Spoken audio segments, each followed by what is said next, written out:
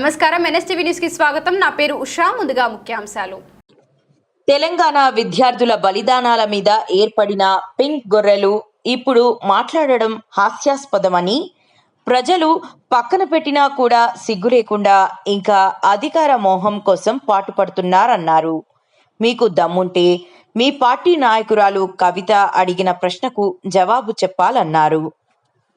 తెలంగాణ ప్రజాపాలన దినోత్సవ వేడుకలో భాగంగా చేసిన పెద్దలందరికీ స్వాగతం సుస్వాగతం పలుకుతూ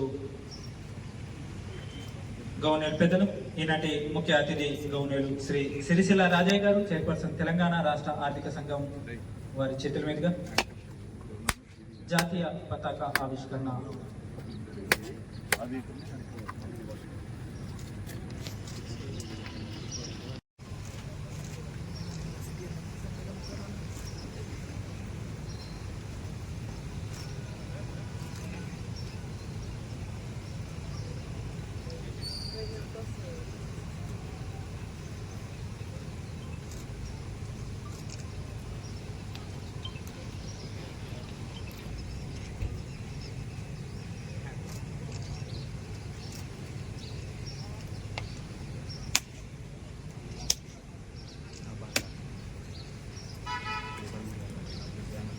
ప్రజాపాలన దినోత్సవ సందర్భంగా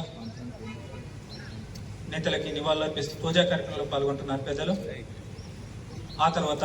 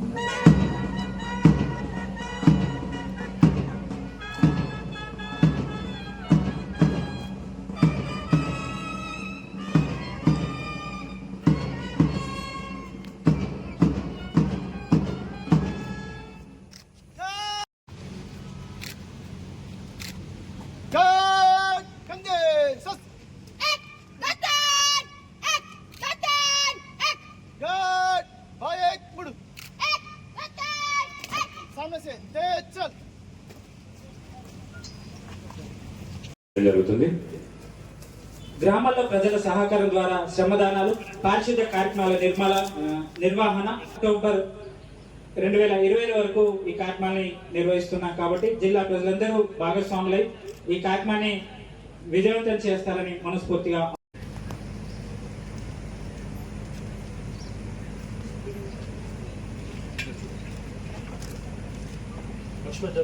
లక్ష్మణ్ చందా మండల్,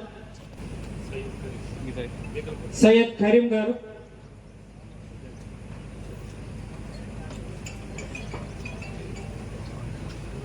సయ్యద్ కరీం గారు,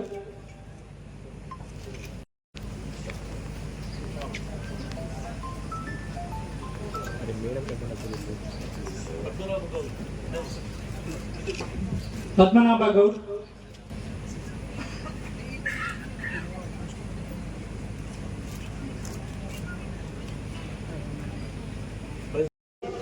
రెండు 2024 అందించడం జరిగింది. చేపల ఉత్పత్తిలో మత్స్య సలహాదారు అవార్డు 2024 రావడం మనకెంతో గర్వకారణం. 27 లక్షల వ్యయంతో ఈ జిల్లాలో 16 ఇందిరా మహిళా శక్తి క్యాంటీన్లను ఏర్పాటు చేయడం జరిగింది.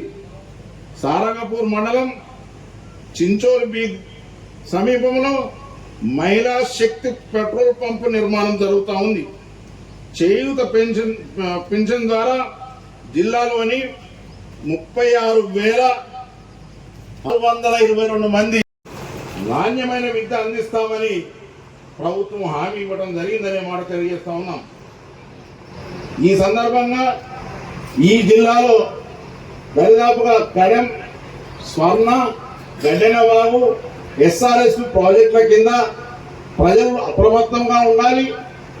అక్కడ చేపడుతున్నటువంటి కార్యక్రమాలను ప్రజలను, పంటలను రక్షించడానికి, పశువులను రక్షించడానికి ప్రభుత్వ యంత్రాంగం తీసుకున్న చర్యలను మనస్ఫూర్తిగా అభినందిస్తా ఉన్నాను. లక్ష్మణచాంద మండలంలోని మునిపల్లి గ్రామంలో అధికారులు రక్షించడం జరిగింది.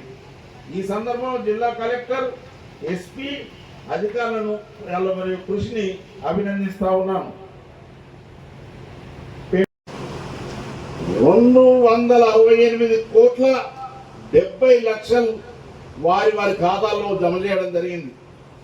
రైతు రుణమాఫీ ఈ పథకం కింద 72,500 మంది రైతులకు 658 కోట్ల అలాగే సన్నరకం వరి ధాన్యానికి 500 రూపాయలు బోనస్ అందించి 16,07 లక్షలను రైతుల ఖాతాల్లో జమ చేయడం జరిగింది. ఇటీవల ఆస్తులకు నష్టం జరిగింది. మొత్తం 19,530 ఎకరాల్లో పంట దెబ్బతింది.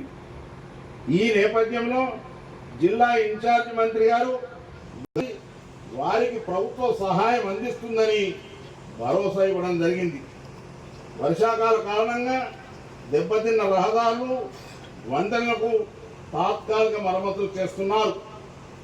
కడెం ప్రాజెక్టు వరద నీటిలో గల్లంతైనటువంటి వ్యక్తి కుటుంబాన్ని